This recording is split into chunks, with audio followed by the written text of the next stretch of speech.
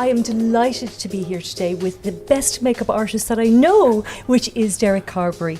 And what I think is great about what Derrick's going to do is he's going to answer all of the questions that us women have about makeup. Derrick, what are you going to cover for us this morning?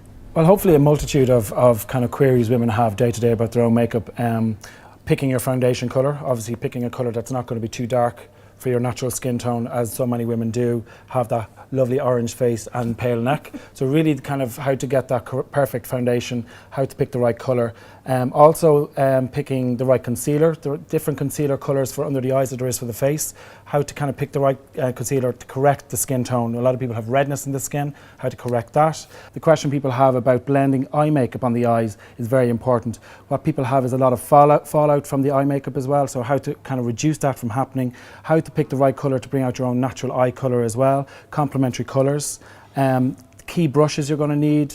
All of the makeup questions you could possibly have. How to contour the face, so what to do to chisel those beautiful cheekbones and how to bring them out even more. You're kind of creating like a 3D picture of the face, how to pop out your natural features. So, the burning question, how do you choose the right foundation? Well, the key thing when you're choosing the right foundation is to kind of always use your product on the jawline, never using your hands or your arms, because they can be a different colour to natural skin tone on the face. So picking a colour, so if you go into your makeup counter and the girls in the makeup counter are too busy, you pick 3 colours that you think might work on the skin tone, and then you pop them on the jawline, you see which one blends away the most natural, because you'll see straight away if one is too orangey or too yellowy. So it's really kind of blending in on the jawline that it's exactly the same colour on the neck. And also when you're picking that foundation, if you're wearing a tan on your neck, you need to pick the foundation, even though the face is going to be paler than the tan, you need to pick the foundation that's going to match in with the tan. So it really has to be on the jawline to see what colour is going to match perfectly. And of course for so many women, I think sometimes they get it wrong in the sense that what they think their foundation is going to do is add colour. Yes, that's the mistake a lot of women make. And also with your foundation, it's about evening out the skin tone. A lot of Irish skin tones have a lot of red in it. So with your foundation, if you have a golden base foundation, it's going to counteract the redness as well. So it's a colour corrector, your foundation is. It's not about adding colour to the face or making you look darker. It's about evening out the skin tone. Okay. Well, show us. What is the right colour for Sinead? Well, I've had a little look of Sinead's skin tone, and as you can see, she's got a beautiful kind of a sallow skin tone. And maybe, have you got some tan on, Sinead? On your neck? Yeah, so you can see Sinead has a little bit of tan on her neck, and her face is slightly paler than her neck. So what we want to do is we're actually going to darken her face slightly to match in with the tan. Now if Sinead had no makeup, no tan on, and she was just her natural colour, we would just matching the skin colour exactly to her own skin colour, matching the face and the neck. But because there's a bit of tan, we need to match in the tan colour, so slightly darkening the face. You kind of use the jaw as a guideline. So just pop that on there. So if you can see that, see this, it is darker than our face, but because we're working with the tan, we want to darken it to match the tan. So you can see there that colour works pretty well. So because we've gone with quite a natural foundation, I'm going to use a bit of concealer for extra coverage. Now Sinead does have particularly nice skin, but maybe just around the nose area or on the cheeks, it just needs a bit of extra coverage. It's also a golden base concealer, so that's going to again zap out that redness that might be in the skin at this stage as well. Now I'm not going to put it right up to the eye area because I'm going to use a separate colour, which I'll explain in a second, for the eye area. So just a little bit more on the cheeks, and then we're going with the concealer under the eye. You can see I'm kind of patting on as well. A lot of the time, and people often ask me as well, why would you not put concealer on first and then foundation? Because then again, you've buffed in the foundation, you've kind of rubbed off the concealer in the areas that it's needed. So always add the concealer afterwards. Let the foundation do as much work as possible, and then add the concealer if you need it. Because in some cases you don't need any concealer, and the foundation has done all the work. So I always say add afterwards. Okay, again with colour theory, if you had a colour wheel here, the opposite to kind of, because under the eye area is kind of a plummy, purpley discoloration, you know, that tired look that we get under the eye areas. So again, with colour theory, the opposite to purple is pink. So for that reason, that's what's going to counteract the discoloration under the eye area. So that's why I don't want to use a yellow-based concealer like I used in the face. I want to use the slightly more pinky base. Yeah. And get you to look up. So you'll see now, just pop this up, right up to the lash line. Again, you see I'm not using ridiculous amounts of product, I'm just kind of using a little bit. So the next stage we're going to go through is powdering.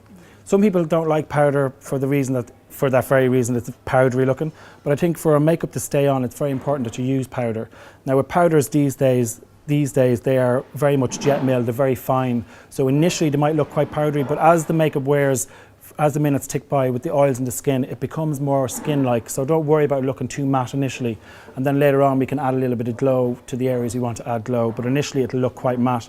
But that helps then the blending of all the other products we're going to use. Because if you started to blend eyeshadow now, for example, on Sinead's eyes with no powder on, it'd just start going mucky, you know, that kind of creasy, kind of wet kind of look, and it just won't blend properly. So that's why it's important to have the matteness there beforehand. Yeah, and of course for all of us, our longevity of makeup is so important, you know, so if you get it right, presumably at the beginning of the day, if you're going to go to work, or indeed if you've got some special occasion, it's great, isn't it, to get it right, because if you get it right, then it's going to last you all day. It's going to last all day. I think if you only had time to do 1 or 2 things in the morning makeup wise, and then you were going to add stuff throughout the day, I think getting the base right is really important. And then you could just throw on a bit of mascara and a bit of lip gloss and out the door, and then you could touch up throughout the day your eyeshadow or your contour or whatever, so depending on the time frame you have.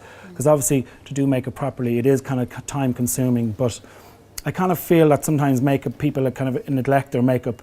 They'll go to the hairdresser, they'll have their hair done, they'll spend all the time blow drying their hair, but they won't, they kind of throw makeup on and then it just slides off, or it looks like it's thrown on. So kind of having the basics, or the idea, you know, the right kind of, you know, tools and the fundamentals of how makeup goes on, and spending that bit of time, it just makes the makeup stay on that bit longer and look like it's been done professionally as well.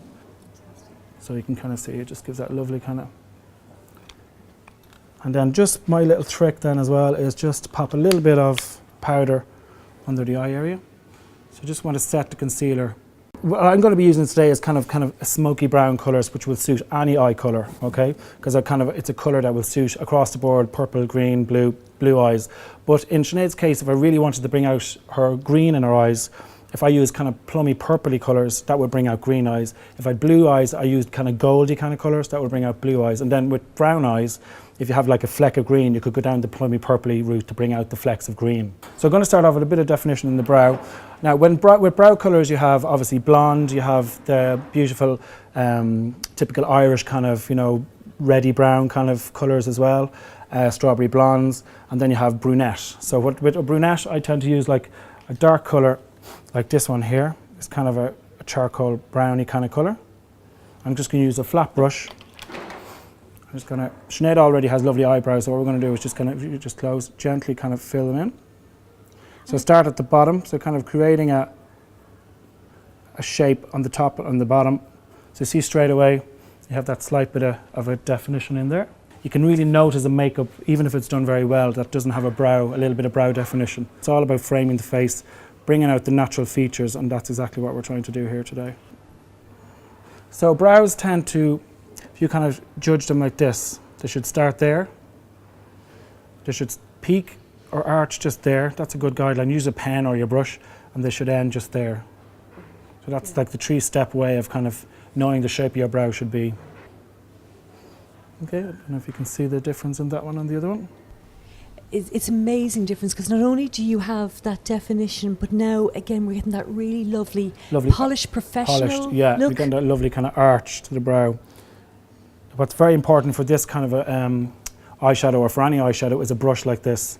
It's called a tapered blending brush, so it kind of comes into a slight roundness at the top. So nothing with like a flat edge or anything, because you're going to be working into the crease. So if you were doing this look yourself, you literally, Sinead is just looking straight ahead. You have your mirror in front of you. You tilt back slightly, so you can kind of see that socket line in the eye. And then you start blending into the crease. This is to add like a contour or definition, so you're just creating that slight smokiness in the eye. And the colour I'm using, sorry Sinead, is just this kind of very light, salmony, sandy kind of colour, so nothing too dark. I think another mistake people make is when they're going for eyeshadow, they go straight into like black or really dark brown and they start blending, and it just doesn't work, particularly if you're not experienced in blending. And just kind of, it's kind of like windscreen wipers, back and forth, back and forth. So straight away you just get that slight smokiness into the eye. Because now it's almost like another dimension, isn't it? Exactly, you're kind of creating like a 3D effect where it's like light, dark and light. It's going to lighten the lid, darken the crease, and then lighten the brow, so it creates that lovely lift as well. So again, this is another stage that can take quite a while, and you need to spend the time at it and not just kind of throw it on. Now bearing in mind that this colour I'm using is still the same colour, that really light kind of like salmony kind of sandy colour, you're really getting a lovely build up of smokiness but you know, quite soft. You can see it's surprising how much you can build that colour up to quite a depth. Yeah. So I'm just going to also, when you're doing eye makeup, always do one part of the eye, like blend there, and when you're finished, do this part. Never finish a whole eye, because otherwise the symmetry could be very much off if you don't kind of do each step on this side and then each step on that side. Kind of don't do the whole eye and then start on the other side, because you won't have, the symmetry won't be perfect.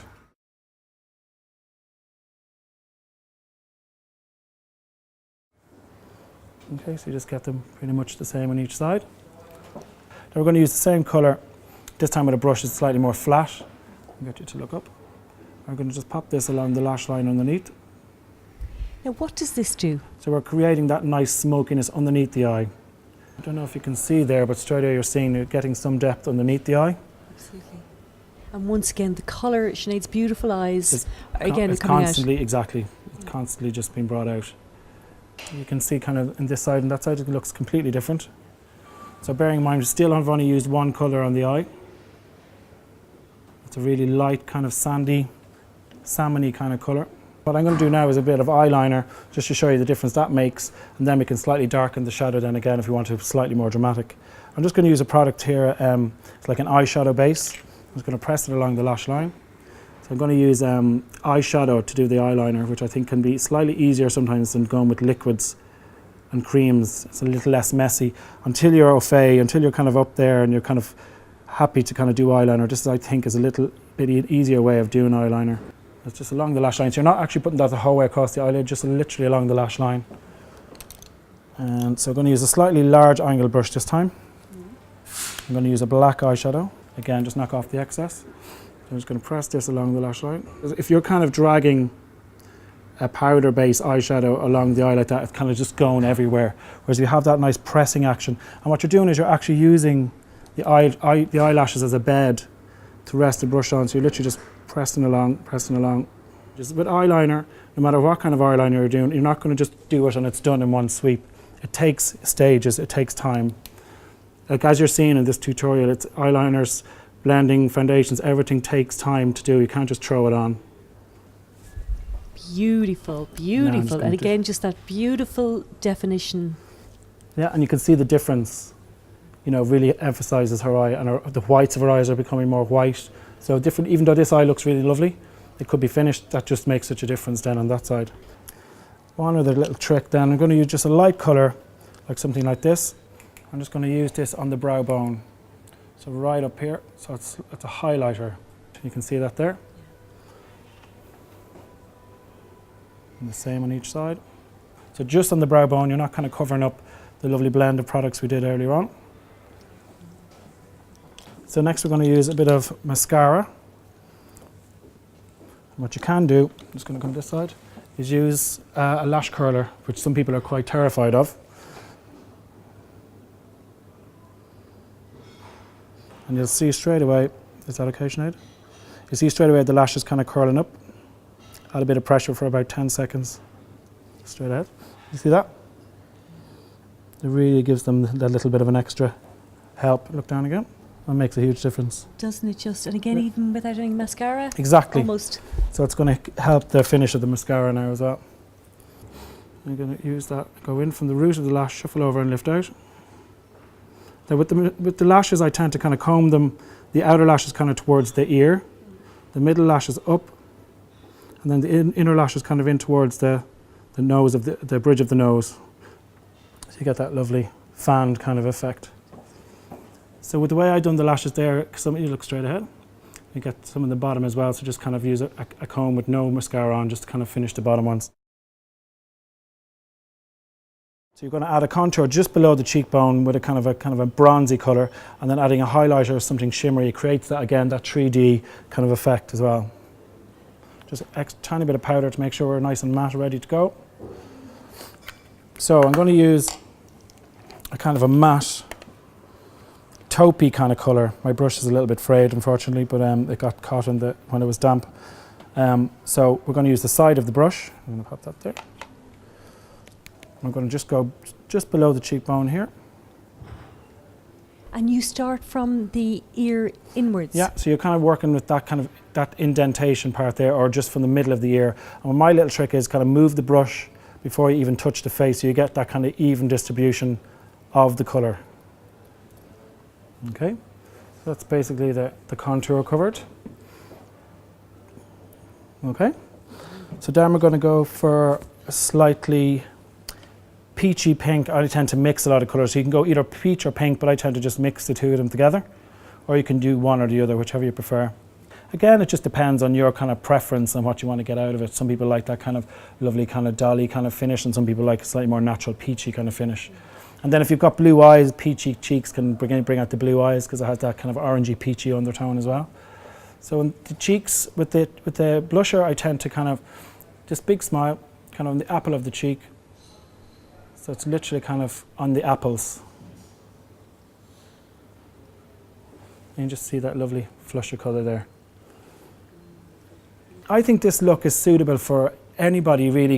It could be daytime going to the office, and it could be going for lunch, because it's very kind of understated. Even though it's bringing out the features, it's not like a particularly going out kind of look, but still it'd be lovely for going out if you wanted that kind of a natural kind of finish. So we've done the contouring, the blush, and now we're going to highlight, so to give that lovely dewy finish to the skin. So I'm going to use a powder product here. Let's come to the side. So literally this is going over the blush and the contour. Just give that lovely metallic kind of cheekbone. Now we're going to do a tiny bit of definition on the lips. I'm going to use the colour here. It's like a stone lip liner. So I'm just going to outline the lip barely with this. So this is just going to enhance the shape of the lip. Also, if you had a problem with bleeding lipstick, this can prevent that as well. So it kind of has a multitude of functions. So you can kind of see the way that lip line is outlined, and then just on that side, just giving a little bit of extra shape and depth.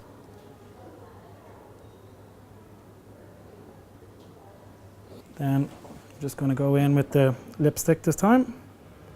Some colours, like some reds, can make your teeth look whiter, or if they're kind of yellow, it'll make your teeth look more yellow. So you kind of have to get, again, it's trial and error. You have to put stuff on, see what works, see what makes the teeth look whiter, what doesn't. Sometimes the more bluey the lipstick is, the more white the lips can look, the more white the teeth can look. So again, it's a trial and error kind of thing. You kind of have to put it on, see what suits you, see what doesn't.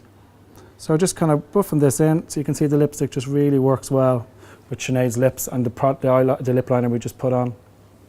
And once again, the lip brush. The lip brush again, yeah. And that's another thing when you're working on the lips. The more you kind of buff in, and you can blot a few times with tissue if you wish, the longer the lipstick's going to last. Where if you just lash it on from the tube, it could just come off fairly quickly. And just a tiny bit of lip gloss. Just kind of blend into the lipstick. See the way the skin now just looks very dewy, and even though we were quite matte initially, this face looks quite kind of dewy all over. You might just need a tiny bit more powder just down the T-zone. And this is where you would touch up your makeup throughout the day or night, just on the T-zone. Okay. Big smile. And that's it. You're a genius, A darling. little bit of hair there. So Derrick, Sinead's got a call. Something different's going to happen. What? Yeah. How's So what we're doing there, I've just taken the natural lip off, and I'm just kind of, with a baby wipe, I'm done, and just kind of buffing on some foundation over the lips again. So you're priming the lip for the next look, which is going to be a lovely, beautiful red lip. When it comes to red lips, now I just see the last time I outlined the lip with a little bit of eyeliner, or a bit of lip liner actually, and which looked really nice, but you don't always have to use lip liner. Sometimes I just use the brush to give that kind of sharpness, which I'm going to show you for this particular look. So just kind of pop on the lipstick fairly willy-nilly initially. And get Sinead to blot her lips together, give a good mash, yeah. Perfect. So you can see then that kind of pretty much gives you a lovely start of the application of the lipstick. Now, so I'm going to use the side of the brush to create that nice kind of sharpness until you get right into the inner corner of the lip, and then you're bringing it up. I'm going to slightly turn it around at the cupid's bow. Then use the tip of the brush to kind of enhance the cupid's bow like that, okay? And just get that lovely. So it changes it to a much more kind of a 50s kind of feel. Big smile.